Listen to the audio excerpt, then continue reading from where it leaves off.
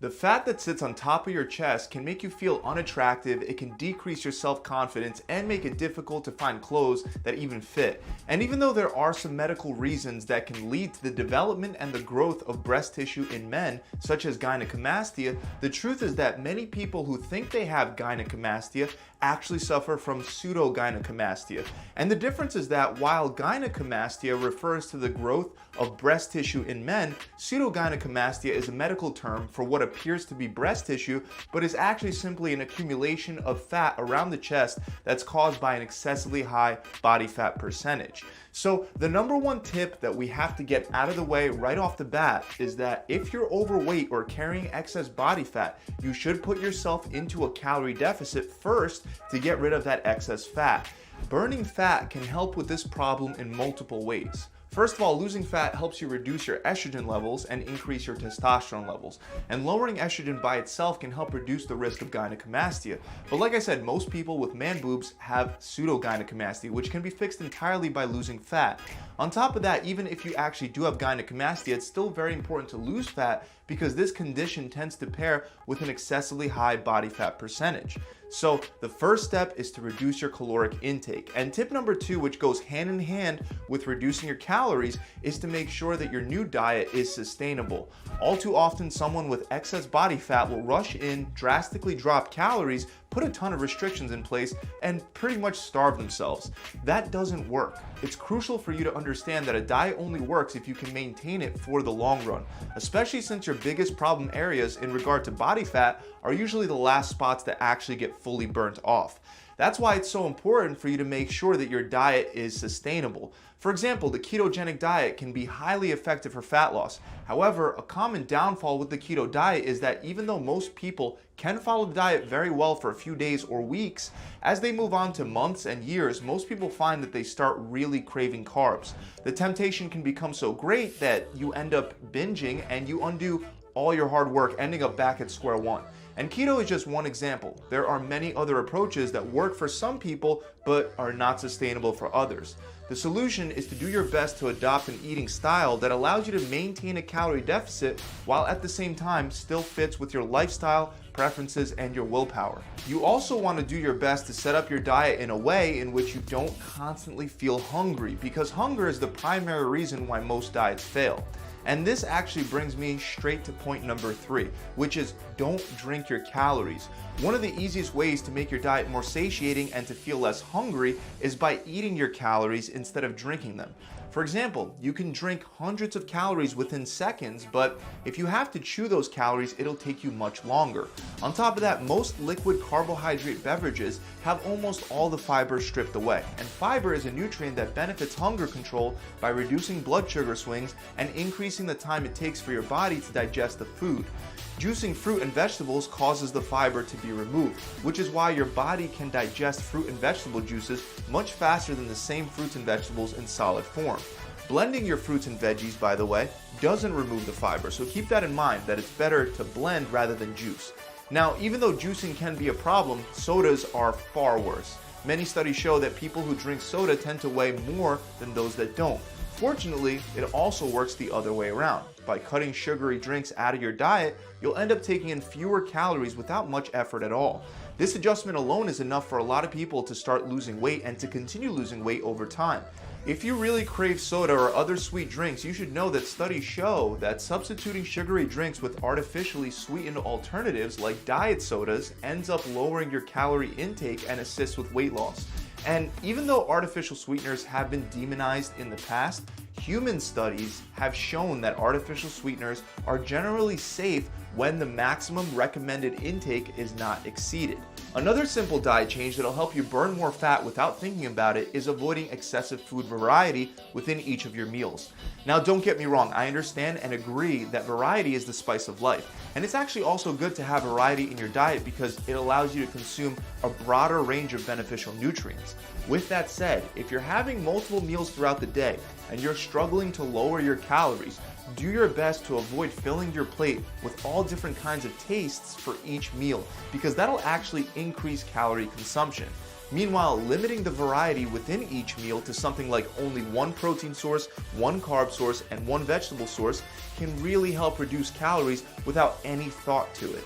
This is because your appetite's negative feedback loop is sensory specific.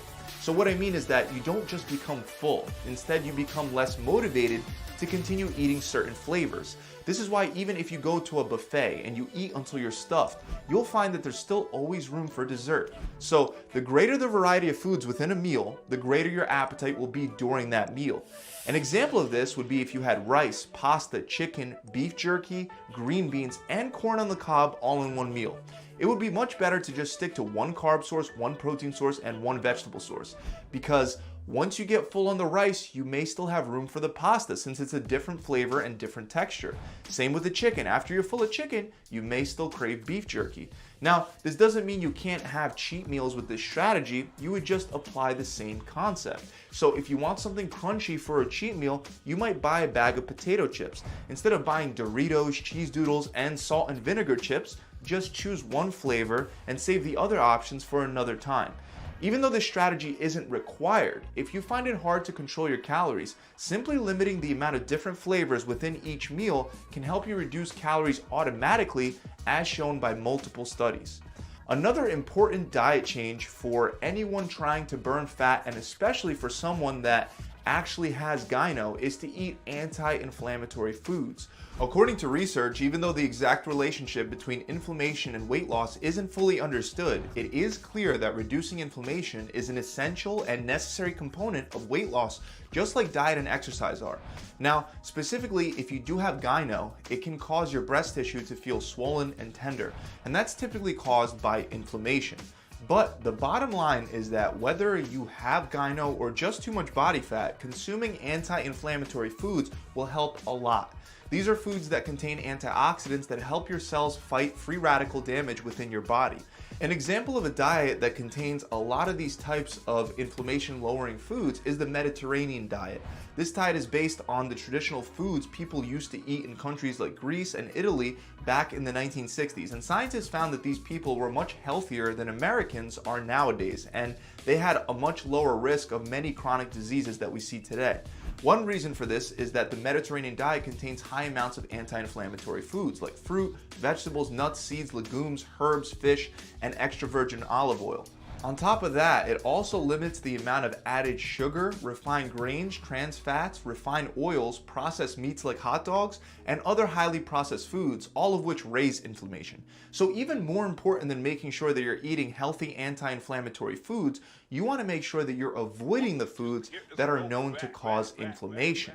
You also want to avoid foods that can raise your estrogen. Examples of foods that can be estrogenic include licorice, trans fat, and excessive amounts of alcohol. And alcohol is one of the most common problems for many people, so you'll definitely want to limit your alcohol consumption. Alcohol has two negative effects when it comes to man boobs. First, most drinks tend to be high in calories. This is especially true for beer, which has 144 calories per can. Worst of all, these alcohol calories don't reduce hunger, and on the contrary, alcoholic beverages generally wind up making you more inclined to eat junk food. So having one too many alcoholic beverages typically leads to a high calorie bomb being dropped on top of the calories that you're already eating throughout the day. The second issue is that alcohol, especially when consumed in high amounts, can increase estrogen. For example, research shows that men who suffer from alcoholism have significantly lower testosterone and higher estrogen levels than men without alcohol problems, even if they have perfectly functioning livers. A reason for this is that alcohol boosts the activity of the aromatase enzyme, which converts the male sex hormone testosterone into the female sex hormone estrogen. So the bottom line is to try to control your alcohol intake, and if you do want to drink, it's better to go for liquor or even wine instead of beer, because beer is more estrogenic due to the presence of hops. Another thing that can help with estrogen is to eat white button mushrooms. White mushrooms have a wide range of bioactive compounds that offer health benefits, including cancer-fighting properties, cholesterol-lowering effects, and improved gut health. They can also benefit male hormonal health and reduce the risk of gynecomastia. That's because white button mushrooms and supplemental extracts of them can reduce estrogen by blocking the aromatase enzyme. Again, the aromatase enzyme is what causes testosterone to be converted into estrogen in men, and you already know the benefits of controlling your estrogen levels. Next, you'll want to evaluate your drug use. Certain supplements, medications, and of course steroids can lead to gyno or make it more severe. With steroids specifically, some people will take it without combining it with an aromatase inhibitor, and that can cause a lot of the extra testosterone to get converted to estrogen in the body, thereby triggering gynecomastia. We have research that shows that out of 964 cases of men with gynecomastia, 11% had a history of anabolic steroid use. Aside from steroids, many prescription drugs can also cause or worsen gynecomastia. One reason for this is that some prescription drugs can reduce testosterone, leading to an imbalance between estrogen and testosterone. For example, the International Society for Sexual Medicine states that some prescription drugs, including certain antidepressants, opioids, and statins, can lower testosterone. Now, I'm not saying that you should stop taking your prescription drugs. Please don't do that. There's likely a good reason why you were prescribed them in the first place. However, if you do suffer from gynecomastia, you might want to talk to your doctor about whether your medication might be causing, contributing, or worsening it. Also, there are often many natural remedies that are as effective as prescription drugs but without the side effects. For example, randomized controlled trials comparing exercise to antidepressants report that both are equally as effective. So if you currently don't exercise but you do take antidepressants, maybe consider starting to work out. Again, this is not medical advice, but consider talking to your doctor about these things. Aside from the supplements and medication that you might be ingesting, you're going to want to check your personal care products as well. Even though you're not eating the soap or the deodorant that you use, the chemicals that are found in many common products like these enter your body through your pores, just like food enters through your mouth. And many of these chemicals mimic the effects of estrogen in your body. These include, but are not limited to, phthalates, which are used as stabilizers and emulsifying agents in many personal care items, parabens, which are preservatives used in almost all kinds of cosmetics, including moisturizers, sun lotion, shampoos, and even toothpaste, benzophenones, which are used as UV stabilizers in a bunch of personal care products, although they are most commonly used in sunscreens. And finally, we have triclosan and triclocarban, both of which are antibacterial agents found in hand sanitizers, lotions, antibacterial soap, and more. The point is that there are many studies that show that these chemicals can increase estrogen and reduce testosterone. So if at all possible, do your best to limit your exposure to these chemicals, which you can do by simply switching to natural versions of these products instead. An example of this is pure castile soap, which by looking at the label, you can clearly see the difference in the all-natural ingredients. There are also deodorants and all kinds of other natural versions of products without chemicals added in. Finally, diet tip number 10 comes down to what you eat your food out of, and you want to limit the use of plastic bottles and containers. Plastic food and beverage packaging can cause disrupting chemicals to leach out into your food and drinks. Many of those chemicals are xenoestrogens, which can bind to estrogen receptors, leading to feminizing effects, including an increased risk of gyno. Looking at some data, we can see a study in which researchers looked at the effects of plastic packaging on estrogenic activity. They found that when comparing water that was packed in either glass or plastic bottles, even though it came from the same spring, estrogenic activity was 3 times higher in the water packaged in plastic bottles instead of glass. On top of that, another study concluded that exposure to BPA, which is a chemical that's used to make certain plastics, could have an adverse effect on male sexual dysfunction. So next time that you're shopping for food containers and water bottles, it's best to go for glass or stainless steel. But even if you keep all your plastic containers, you should definitely know that heating up plastic products causes even more of the xenoestrogens to leak into your food and drinks. So at the very least, avoid that as much as possible. A lot of people microwave plastic, and that's definitely a bad idea from a health standpoint. So that about wraps it up. Keep in mind, if you have excess fat around your chest or other problem areas like your belly, love handles, or hips, the number one tip still remains that you have to create a calorie deficit in a sustainable way. You can carry around a glass jar for your water, use all natural products, and still have excess chest.